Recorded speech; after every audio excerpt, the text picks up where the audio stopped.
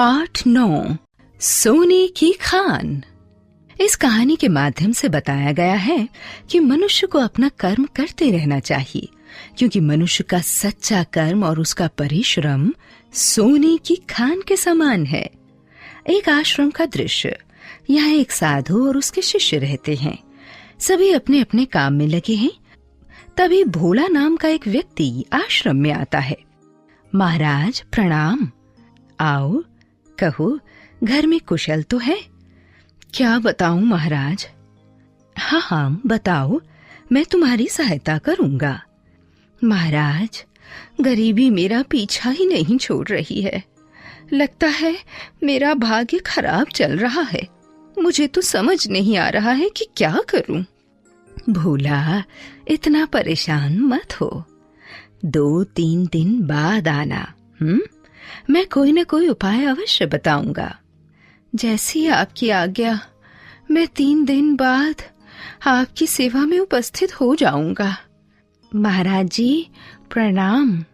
आओ भोला, तुम तो वचन के पक्के निकले। महाराज, अब जल्दी से मुझे गरीबी से पीछा छुड़ाने का उपाय बता दीजिए।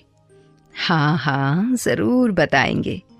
पहले एक पुण्य का काम कर दो। भला मैं क्या कर सकता हूँ?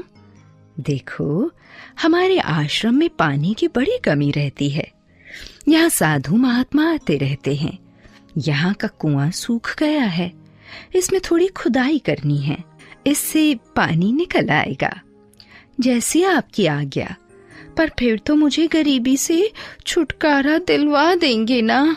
तुम पुण्य का काम करोगे तो भगवान तुम पर प्रसन्न हो जाएंगे और तुम्हें धन दे देंगे। ठीक है महाराज, लाइए, फावड़ा दे दीजिए। सब प्रबंध है। कुएं के पास पहुंच जाओ। 2 दिन बीत जाते हैं। कुआं काफी गहरा हो जाता है। अचानक भोला को एक घड़ा दिखाई देता है। वह उसे उठाकर साधु के पास ले आता है।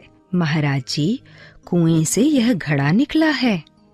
भोला, इस घड़े का मुंह तो खोलो। जी महाराज। महाराज जी, इसमें तो चांदी के सिक्के भरे हुए हैं। लीजिए, संभालिए। नहीं भोला, यह तुम्हारे परिश्रम का फल है। इस पर तुम्हारा ही अधिकार है। यह तो आपकी कृपा का फल है। नहीं भोला, भाग्य बनाने के लिए कर्म भी करना पड़ता है। कर्म करने पर ही फल प्राप्त होता है। इन सिक्कों से कोई काम धंधा शुरू करो। तुम्हारी गरीबी सदा के लिए मिट जाएगी। याद रखो, परिश्रम ही सोने की खान है। महाराज, आपने मुझे सच्ची राह दिखा दी है। अब तक मैं आलसी था। अब मैं परिश्रम करने में कोई कसर नहीं रखूंगा। अब जाओ, तुम्हारा कल्याण हो।